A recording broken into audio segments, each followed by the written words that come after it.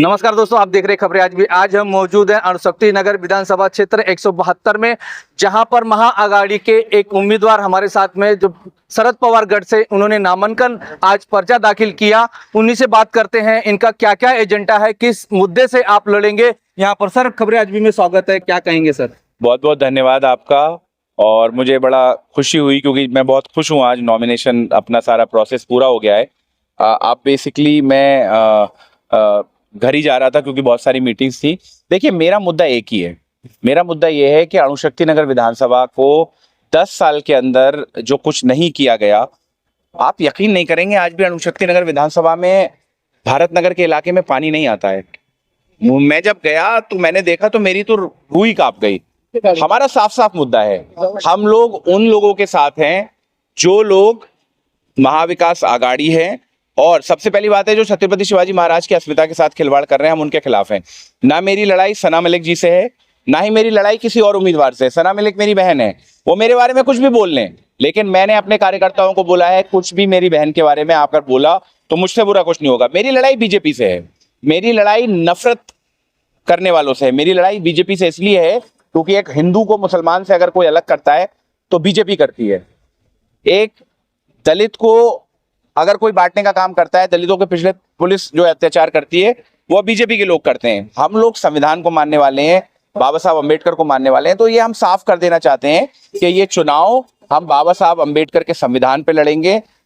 और दूसरी बात यह है कि मुद्दे ऐसे हैं कि आप ये देखिए कि हमारे इलाके में आज भी कोई मैटरनिटी होम तक नहीं बना। मेडिकल कॉलेज का वादा किया था हमारे आमदार साहब ने, कोई मैटरनिटी होम आज तक नहीं बना। जो बन भी पाया वहां डॉक्टर्स नहीं है। दूसरी चीज, कोई स्कूल नहीं बना, कोई कॉलेज नहीं बना।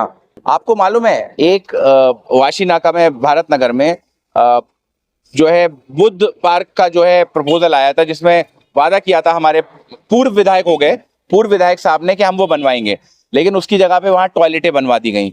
मतलब दलितों के साथ इससे बड़ा क्या धोखा हो सकता है? जो खास तौर से हमारे वो तमाम दलित जिन्होंने बाबा साहब अंबेडकर के साथ जो है अपना धर्म परिवर्तन करके बहुत समाज में आए थे, उनके साथ धोखा किया।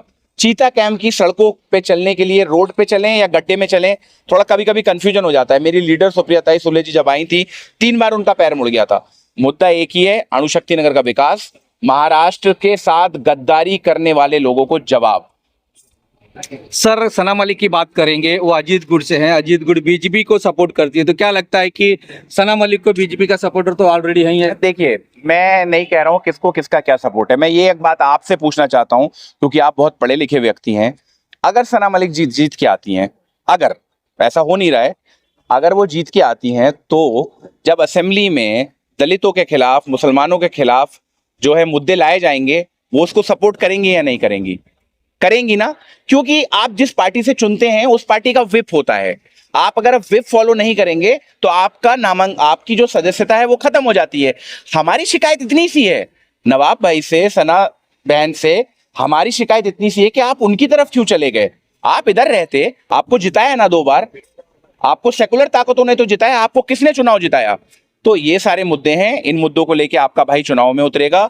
उम्मीदवार नहीं, विचारधारा महत्व रखती है। मैं वो व्यक्ति हूं जिसने अपनी डिग्रियां दलितों के लिए कुर्बान की हैं। स्टेज से डिग्री लेने से मना कर दिया था। मेरे बारे में जिसको जो जानकारी चाहिए, गूगल पे मेरा नाम लिखे फहाद अहमद, मैंने क्या अच्छा किया है, क्या बुरा किया है, वो आप सब लोगों के सामने आ जाएगा। मैं फिर से एक बार अपनी पार्टी लीडरशिप का और अणुशक्ति नगर की जनता का बहुत बहुत धन्यवाद करता हूं। जिस प्रेम के साथ, जिस मोहब्बत के साथ मुझे लोग मिल रहे हैं, कभी कभी मुझे रोना भी आ जाता है क्योंकि मैं बहुत जज्बाती आदमी हूं। और याद रखना, जो जज्बाती नहीं होता है वो क्रूर होता है। मैं अपने ऊपर वाले से हमेशा एक दुआ करता हूं, या अल्लाह मेरा दिल नरम रखना, क्योंकि जब दिल सख्त हो जाते हैं तो ना अच्छा दिखाई देता है ना बुरा दिखाई देता है। आज में राजनीति की सबसे बड़ी समस्या यह है कि कुर्सी मिलने के बाद उन लोगों के जो है दिल जो है सख्त हो गए। और कब तक बार बार एक ही व्यक्ति को चुनते रहोगे? फहाद की जिंदगी रही तो फहाद 30 साल राजनीति करेगा। एक बार मौका दो, अगली बार जूते से मार के भगाना, जूते से, क्योंकि आप लोगों का यह अधिकार है। ये राजशाही नहीं है कि राजा का बेटा राजा बनेगा, ये लोकतंत्र है। और आप लोग डरना छोड़िए, जनता से बोल रहा हूं ये बात। जब बैलेट जाते हो कोई नहीं देखता है, किसी की गुंडागर्दी हम लोग चलने नहीं देंगे। अगर कोई गुंडागर्दी दिखाएगा, अगर कोई गुंडागर्दी दिखाएगा तो हमारे पास बाबा साहब का संविधान है। ऐसा जवाब देंगे बाबा साहब के संविधान से कि इनके सारी गुंडागर्दी जो है वो हवालात के अंदर जो है आपको दिखती हुई दिखाई देगी।